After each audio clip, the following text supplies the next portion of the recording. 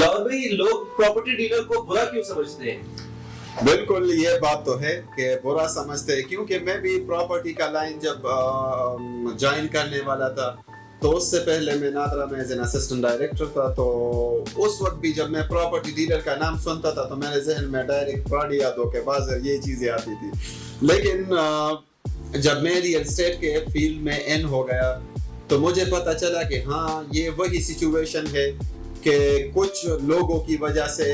Market اس کا بدنام ہو چکا ہے، اور یہ ہمارے لوگوں کی بھی غلطی ہے جو ہمارے کلائنٹ حضرات ہوتے ہیں یا انویسٹر حضرات ہوتے ہیں. تو یہ اس کی بھی غلطی ہوتی ہے، کیونکہ اگر ایک ڈیلر آپ کو بتاتا ہے کہ آپ نے اس سوسائٹی میں انویسٹمنٹ کرنی ہے یا آپ کی اتنی اماؤنٹ پہ آپ کو اتنا پروفٹ مل سکتا ہے، تو اگر آپ 1 کروڑ روپے یا 1 کروڑ کو بھی چھوڑ دیں، اگر آپ 1 لاکھ روپے بھی لگانا چاہتے ہیں تو یہ کوئی کم اماؤنٹ نہیں ہے. آپ نے بہت مشکلوں سے کمایا ہوتا ہے، تو اسی اماؤنٹ کو اگر آپ نے استعمال کرنا ہے تو اگر آپ تھوڑا سا زحمت کریں، اس کے بارے میں کچھ ریسرچ کریں. اگر آپ ریسرچ نہیں کر سکتے تو کم از کم اپنے دوست احباب جنہوں نے اس فیلڈ میں کچھ نہ کچھ ایکسپیرینس لیا ہو یا اس کو کچھ ایکسپیرینس ہو یا اس نے لیا ہوا ہو پلاٹ، تو کم از کم آپ اس سے پوچھ لیا کریں کہ یہ سوسائٹی کیسی ہے، اس کو ہم نے کیسے لے کے جانا ہے، کس طریقے سے ہم نے اس کو یعنی حاصل کرنا ہے، اس میں پروفٹ کیسے کرنا ہے، کیا طریقہ کار ہے. تو اگر آپ تھوڑا سا زحمت کریں گے، تھوڑا سا ریسرچ کریں گے تو آپ کے جو پیسے ہیں وہ ڈوبیں گے نہیں. دوسری بات یہ کہ ڈیلر حضرات جو ہوتے ہیں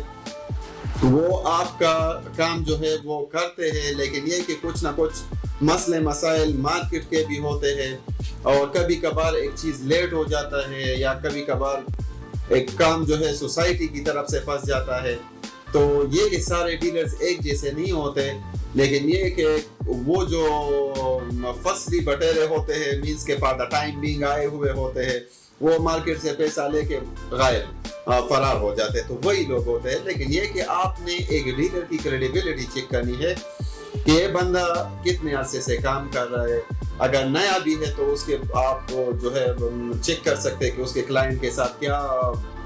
معاملات چل رہے ہیں، یا اس کی جو کمنٹس ہے، ریویوز ہے، اس کو چیک کرے،